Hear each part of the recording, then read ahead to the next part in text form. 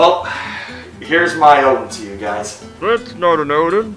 I mean, I know I tried. I mean, do you want me to go to Japan or something to get better knowledge of it? One-ring snowball Cooking show. What the hell are we I think I might have backtracked on something. for a sec, man?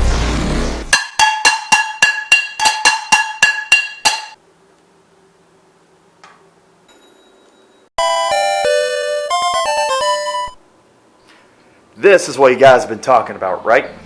I mean, of course I haven't forgotten about my little poll I did a while back now, have I? Anyways, some unique design features I want to highlight are the 1x2 vertical shafts as my charging handle, and the extra 1x4 flat on the bottom of the handguard so that the weapon really stands out with some of the addition of a suppressor.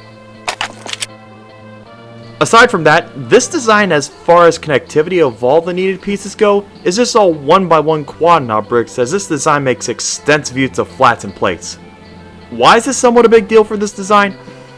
The angled mag weld. Up front on each side is this 2x2 45-degree angled piece, and behind it is a 2x3 angled piece. And guess what? Each of these pieces have studs on them. I'd hate to have to place a laser sight near the buttstock of the weapon if needed, but what other pieces were available? This was actually the result of a redesign on this platform to get it more accurate to its real-life design. I mean, this is the second weapon after the bear where I actually had a mag weld design as such. I do have one big gripe which really has absolutely nothing to do with this design, but rather the application of the platform in general. This carrying handle. Why is there a need to place optics on there?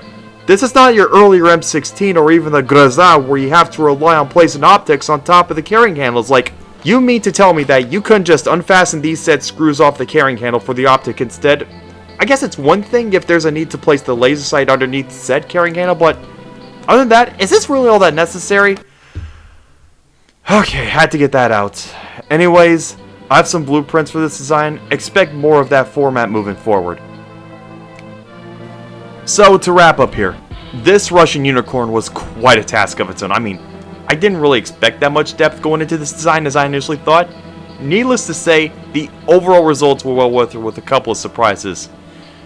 Now, if you'll excuse me, I don't really know what I should do with this suspicious stew, which, now that I think about it, I don't even know what for, so that's all there is to it.